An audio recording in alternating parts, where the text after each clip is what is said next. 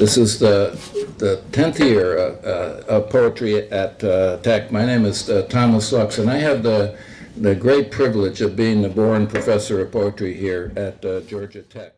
The first reader is going to be Bruce McEver. This reading is named after Bruce McEver, and Bruce is a Georgia Tech alum, Navy, ROTC, and he endowed one of the two chairs in poetry here at Georgia Tech. He's a yellow jacket through and through. He's on the foundation board, Georgia Tech Foundation. His mom still lives here in Atlanta. After Georgia Tech, you mechanical engineering, right? You were a major, is that your major? IE, industrial engineering. I thought for the first 5 years here, that meant that people who built factories were industrial engineers. But I learned that. It took a while, but I learned that. And he went to Harvard, got an MBA, and he is the CEO of Berkshire Capital, which is an international, I still don't understand exactly what you do, but he does very well at it. He travels all over the world. I don't know any combination of left brain, right brain people, anybody like Bruce, because of course he's also a poet. He's just had his second full-length book accepted, Scaring Up the Morning. He's published in many magazines. He's published an earlier full-length book. He's just been all over the place. He goes all over the world for his business. I don't know of anybody who, like I said, balances both of those things together, left and right brain, poetry and business. I'm glad he's done really well at business, so we all are, and grateful to him. I want to thank Tom and Travis for just putting together Poetry at Tech, and also Jackie Royster and Jeb Magruder and Ken Knospel from Ivan Allen College for just keeping this really precious thing alive and growing. It's a real privilege to be here. There are a lot of people tonight. Wow. I'm going to start out with a poem about a poetry reading, and it's about a migration, and this is a poem that I started and I had an image, and then I couldn't finish it. I couldn't figure out how to end it until I took a course in Latin American religions at Divinity School. You'll see why. Excuse me. Uh-oh, probably shouldn't have done that. Hello? Yeah, okay. It's called Monarch Migration.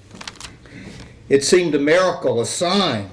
A butterfly fluttering out the window behind Yevtushenko, reading poems, then confessing his secret. His best works are motivated by shame and love.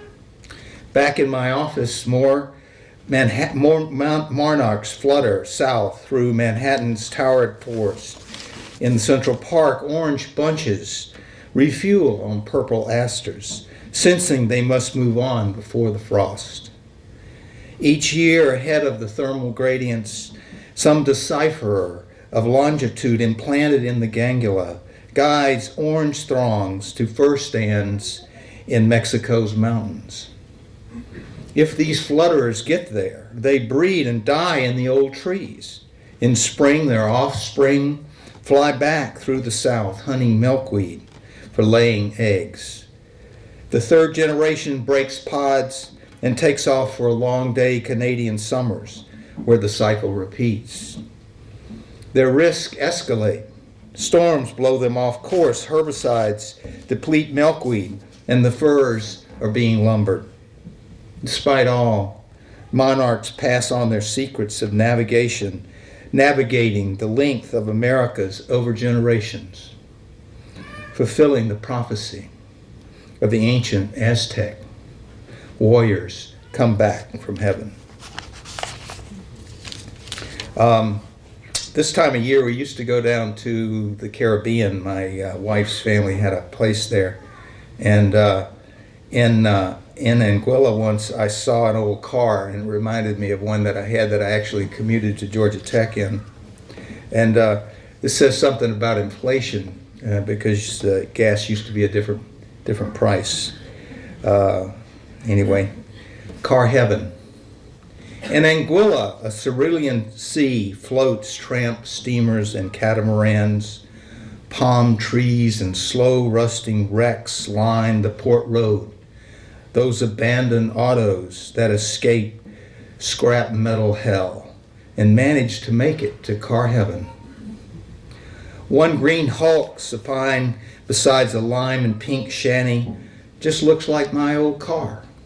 A 57 Chevy I souped up with fuel injection and added a floor shift and bucket seats. It was freedom with chrome spinners. I could make it home before curfew with the fumes from a quarter's worth of gas. That's unbelievable, isn't it? How did it get there?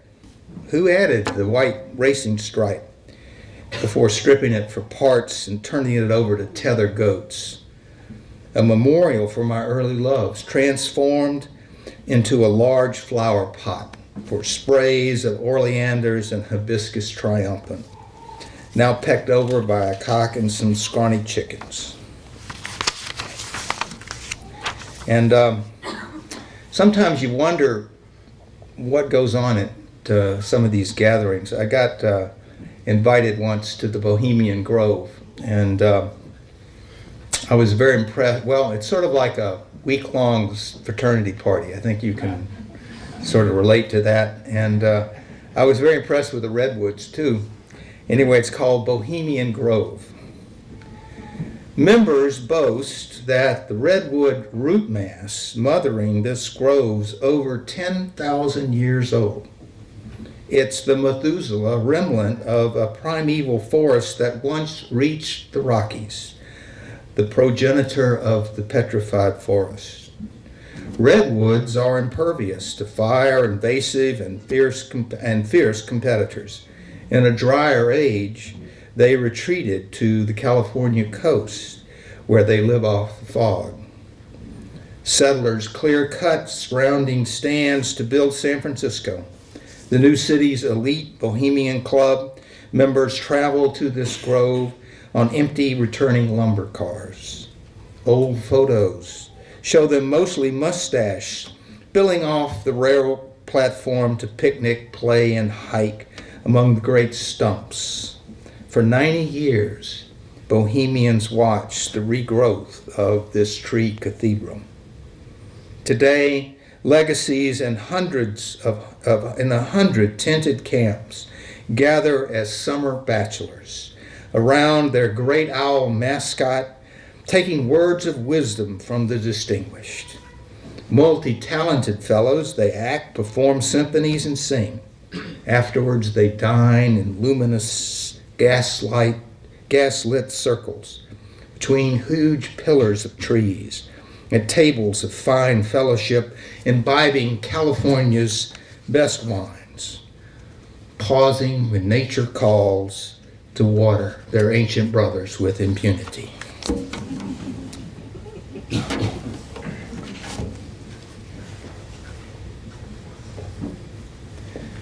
This is a little bit closer to home. This is written down in Good Hope, Georgia, the place that I have there, and it's sort of a sacred place to me. There's a baptismal hole near this creek, a baptismal pond near this creek, and it's sort of different because there's lichen in the trees, so it's a little unusual. This is called What She Saw Out the Kitchen Window. It's for my mother-in-law, Alma K. Black, who November 20th, 1918 to April 25th, 2003.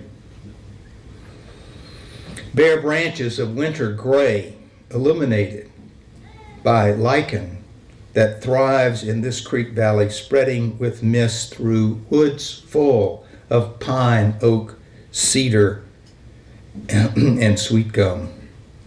The yard dormant and leaf-covered except for moss's vital green, overtaking rocks and old bricks, flooring her garden, bounded by a rusting fence. There, her fancy white iron patio set is still semicircled for tea under camellias, praising the spirit gathering with pink and rose blossoms, some edged by frost. A trapped fly buzzes for freedom on that glass vista, perhaps a descendant of the one that bothered her.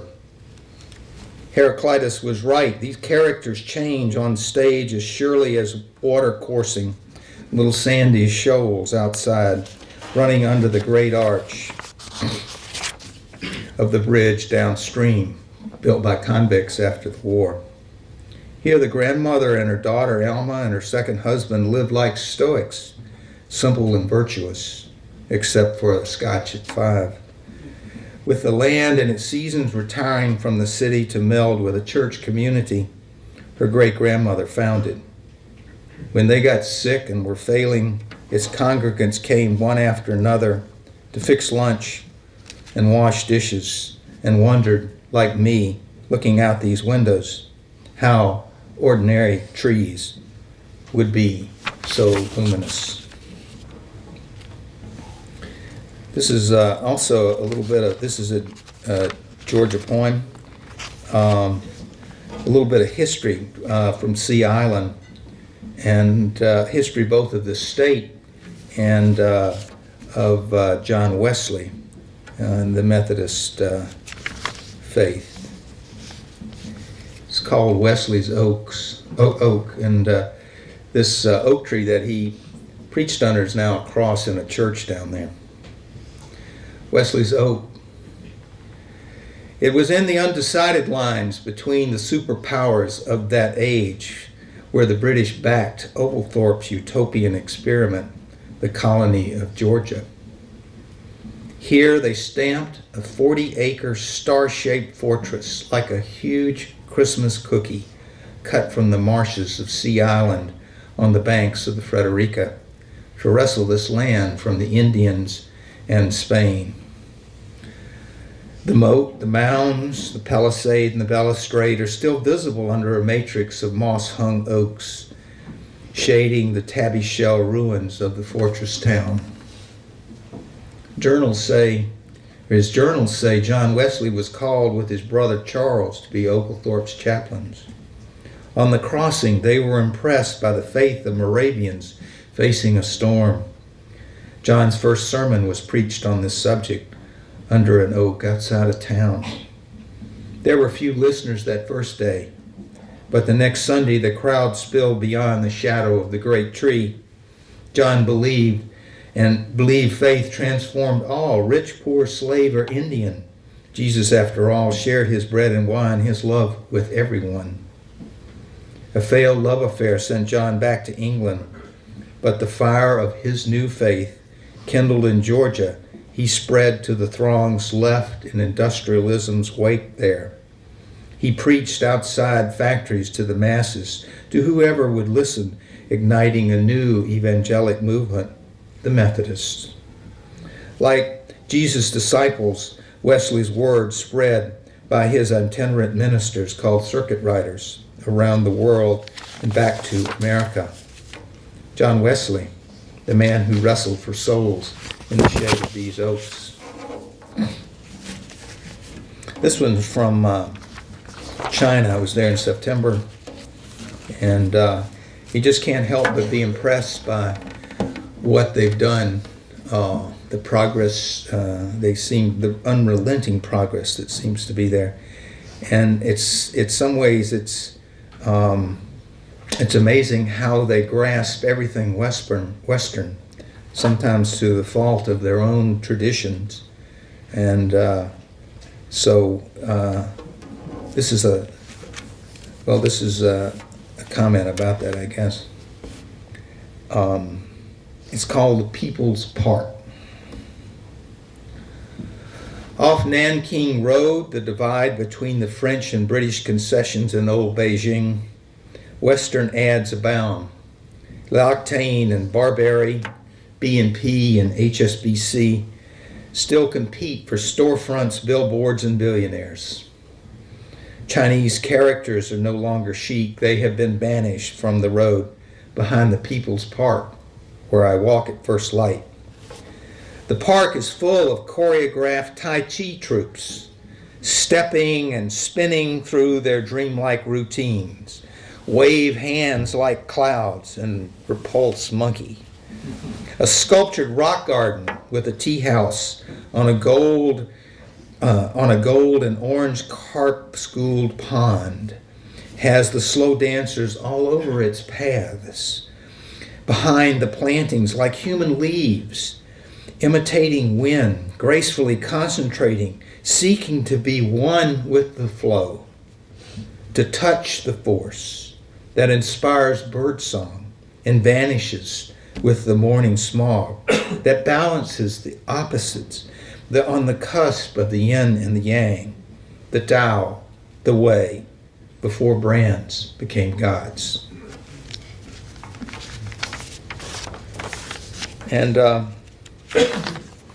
this is for my dear wife who's not here, so I can read this about her. She may not like it. Anyway, it's called When She Showed Me Her Paddle. When she showed me her paddle, I knew I loved her.